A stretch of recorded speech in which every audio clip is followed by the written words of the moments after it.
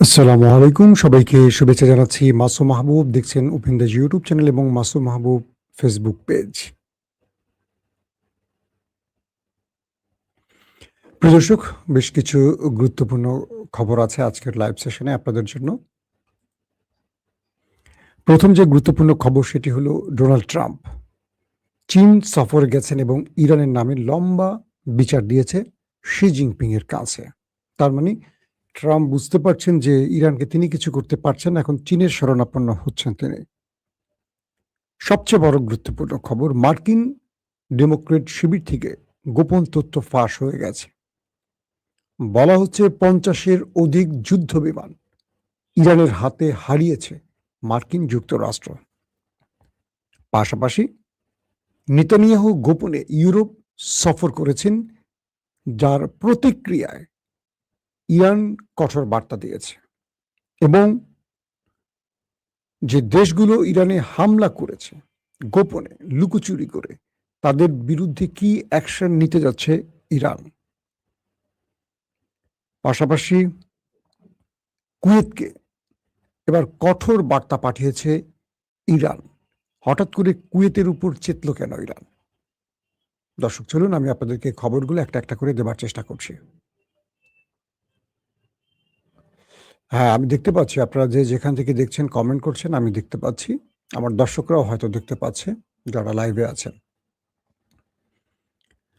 যে খবরটি দিয়ে শুরু করতে চাই, কুয়েত মার্কিন যুক্তরাষ্ট্রের উপর বা মার্কিন যুক্তরাষ্ট্রের ঘাঁটির উপর যখন আমেরিকা অ্যাটাক করছিল একটার পর একটা, তখন কুয়েতের সাথে ইরানের সম্পর্ক টানাপোড়েন সৃষ্টি হয়। পরবর্তী গত দুদিন আগে 4 জন ইরানি নাগরিককে কিস্তিতে করে, অর্থাৎ একটি বোটে করে কুয়েতের একটি নদী পার হবার সময় গ্রেফতার করে কুয়েতের রাষ্ট্রীয় বাহিনী 4 ইরানিকে। কুয়েত সরকার বলছে এরা আইআরজিসি সদস্য, বিপ্লবী গার্ড বাহিনীর সদস্য। আজকে ইরান স্টেটমেন্ট দিয়েছে যে এরা ইরানের কোনো নিরাপত্তা বাহিনী বা সেনাবাহিনী বা আইআরজিসি সদস্য নন, তারা সিভিলিয়ান ইরানের নাগরিক। ইরান বলছে যদি আমাদের এই 4 জনকে দ্রুত ছেড়ে দেয়া না হয়, ইরানের এই 4 নাগরিক, কুয়েত এটার জন্য একটা কঠিন বার্তা পাবে বা কঠিন প্রতিক্রিয়া পাবে। অর্থাৎ নেক্সট কুয়েত আবার আক্রান্ত হতে যাচ্ছে ইরান দ্বারা। দুটো বিষয়, এক, যদি এরা ইরানের নাগরিক হয় তো ইরানের নাগরিক, যদি আইআরজিসি সদস্য হয় তাও ইরানের নাগরিক। আর আইআরজিসির সদস্য হওয়া মানে ইরান কুয়েতকে কঠিন প্রতিক্রিয়া দেখাবে। এই প্রতিক্রিয়া হতে পারে যেখানে আটক করা হয়েছে তার আশপাশে বড় ধরনের মিসাইল বা ড্রোন অ্যাটাক। এমনই ইঙ্গিত করছে ইরান, বলছে দ্রুত ছেড়ে দেয়া হবে, হোক। যদি ছেড়ে দেয়া না হয়, ইরান যে প্রতিক্রিয়া দেখাবে এটার জন্য কুয়েতকে প্রস্তুত থাকতে হবে।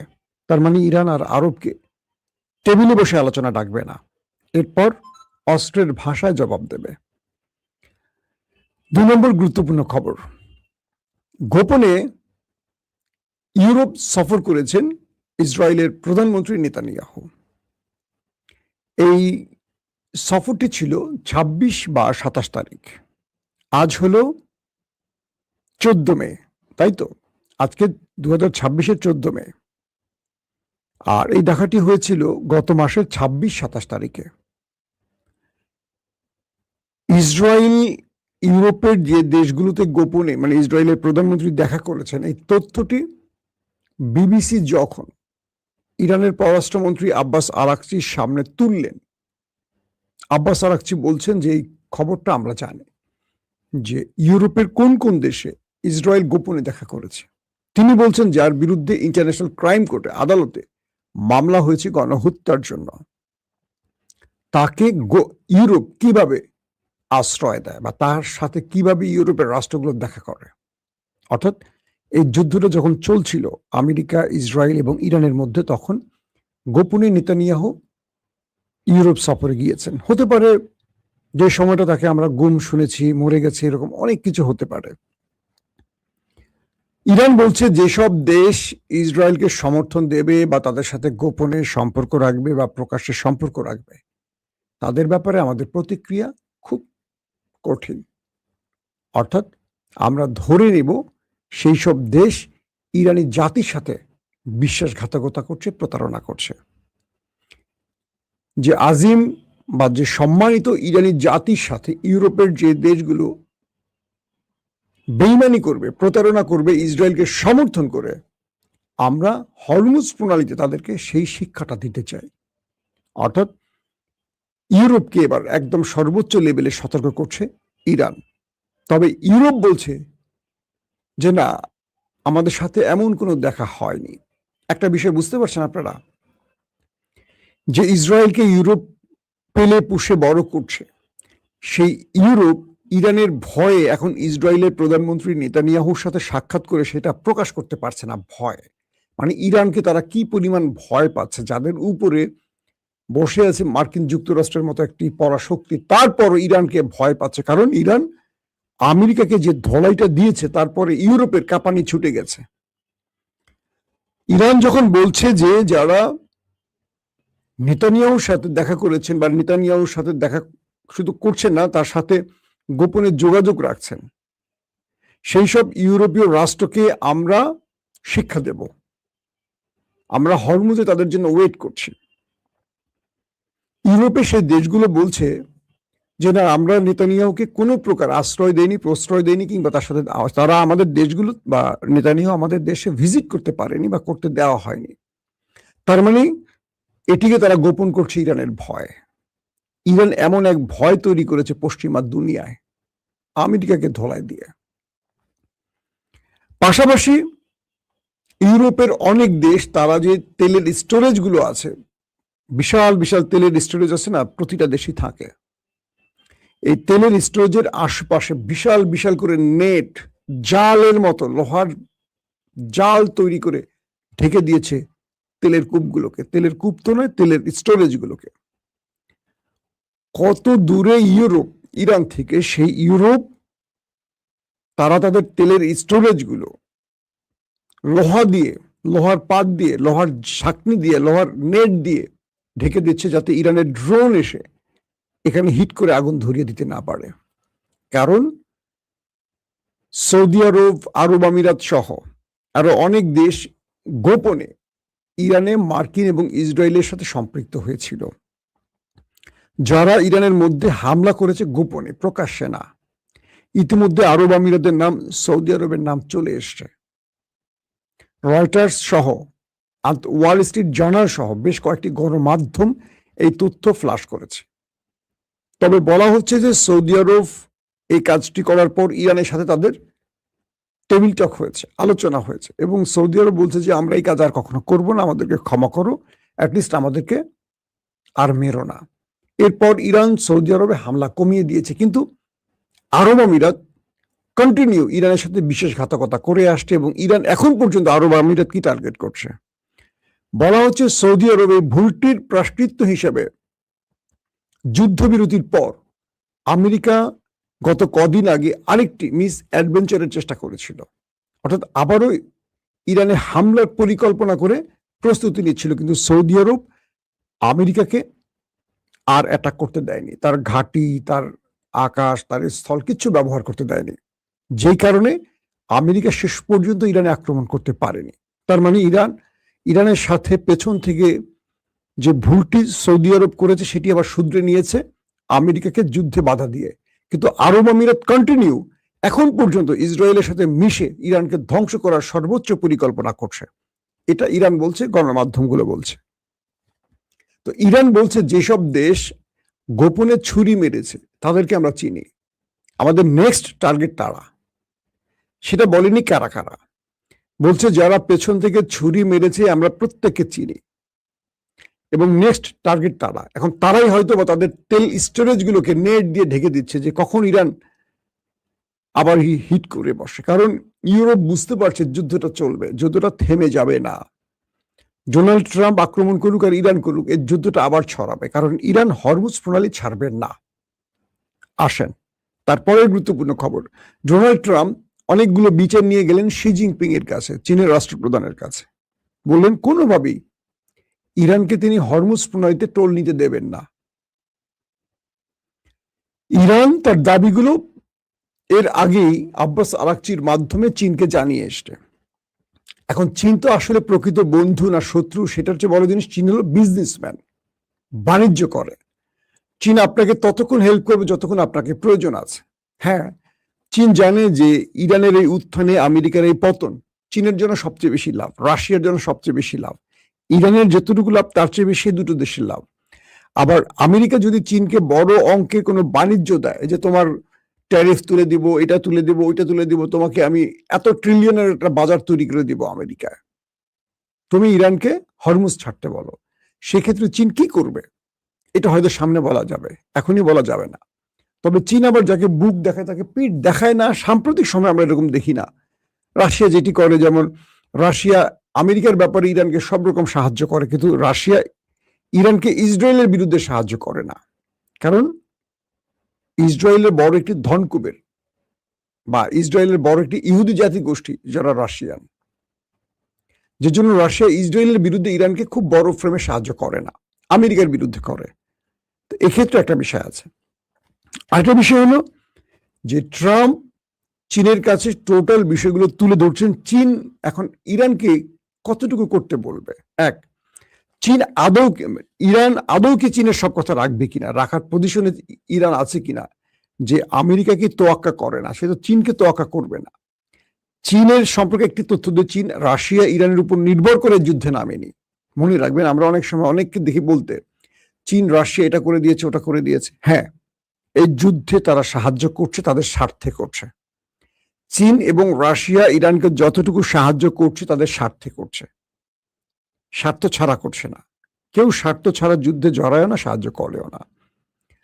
কিন্তু চীন আমেরিকার প্রস্তাবে কতটুকু খুশি হবে, কতটুকু ইরানকে বলবে, এটা হয়তো আমরা 2-1 দিনের মধ্যে জানবো।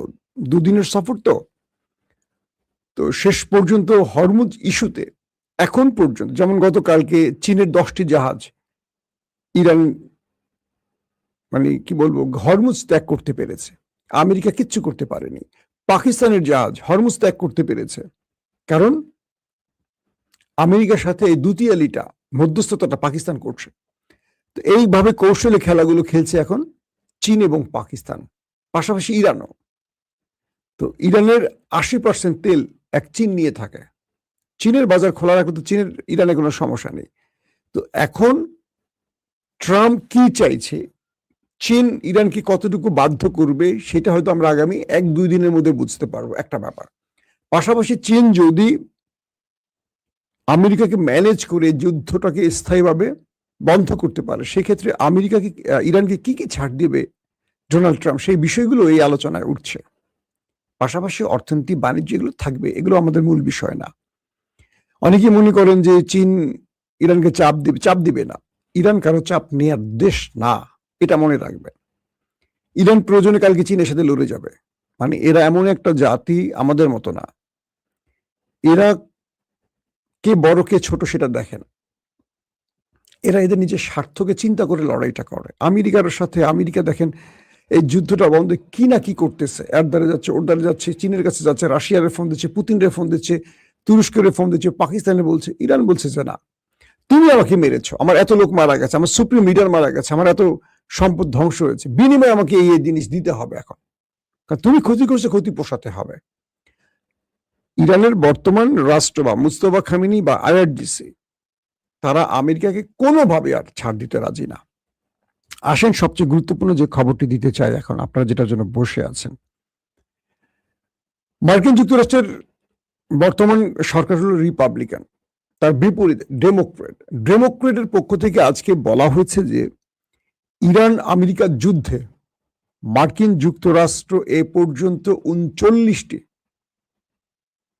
যুদ্ধ বিমান হারিয়েছে। তারা এ পর্যন্ত 39টি যুদ্ধ বিমান হারিয়েছে, যেগুলো পুরোপুরি ধ্বংস করে ফেলেছে ইরান। 39টি। এখন পর্যন্ত আমেরিকা স্বীকার করেনি একটিও।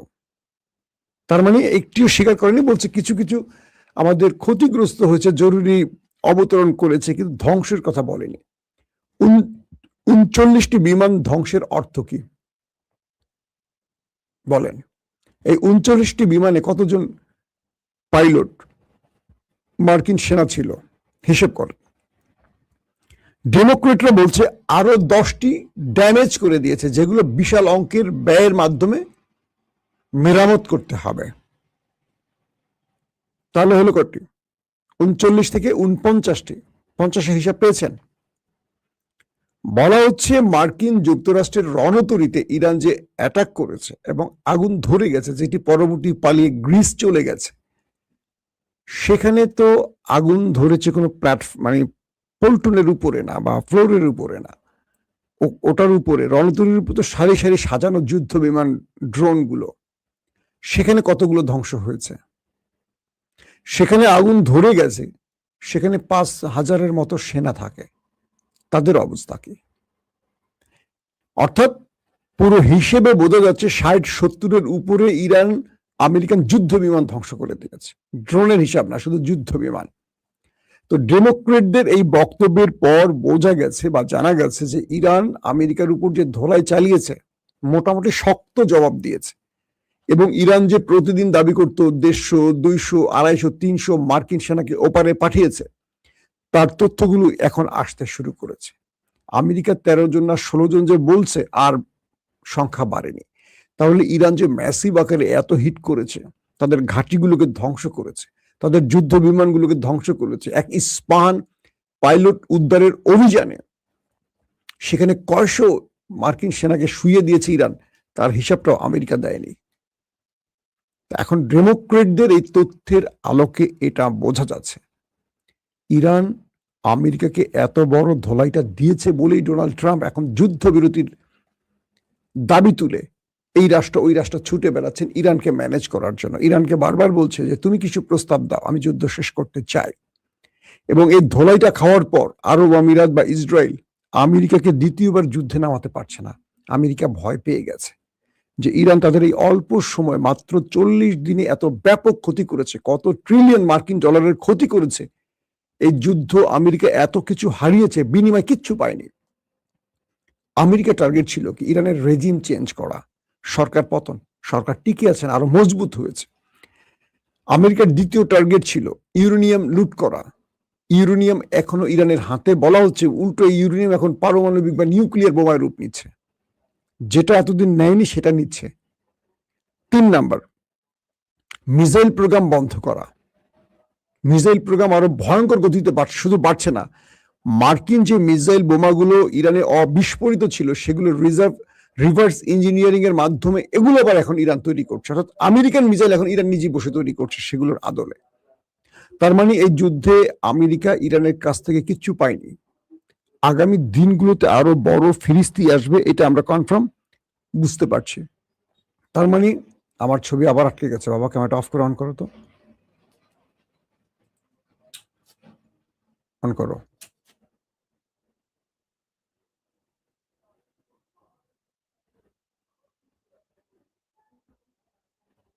অফ করছিলা, আবার অফ করো, একটু রাখো, আবার অন।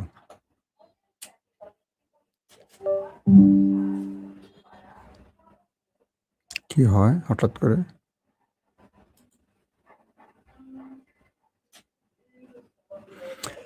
দর্শক, হঠাৎ করে ক্যামেরার কোনো একটা প্রবলেম হচ্ছিল।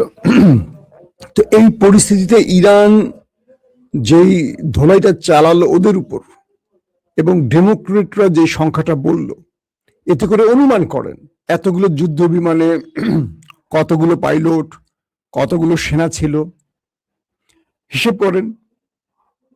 পাশাপাশি বেজগুলোতে, গালফ কান্ট্রিতে মার্কিন বেজগুলোতে ইরান যে আক্রমণ করেছে, সেখানে কত লোক মারা যেতে পারে, সবকিছু যোগফল করলে বুঝবেন এই লড়াইতে ইরান আমেরিকার অনেক বড় ক্ষতি করেছে। আর সেই ক্ষতি পোষাতে ডোনাল্ড ট্রাম্প এখন আর যুদ্ধের সামনে এগোতে চায় না, এবং কমান্ডো নামাবে, ইউরেনিয়াম নেবে, এই যে হুমকি ধুমকি দিচ্ছে, এগুলো সব ইরানকে দুর্বল করার জন্য। কিন্তু আমেরিকার এই দুর্বলতাটা ইরান বুঝে গেছে, যে কারণে ইরান আমেরিকাকে আর এক তিল পরিমাণ ছাড় দিতে প্রস্তুত নয়। কোনোভাবেই আর আমেরিকাকে ইরান ছাড় দেবে না, সেটা কোনো রাশিয়া বা চীন বললেও ছাড়বে না।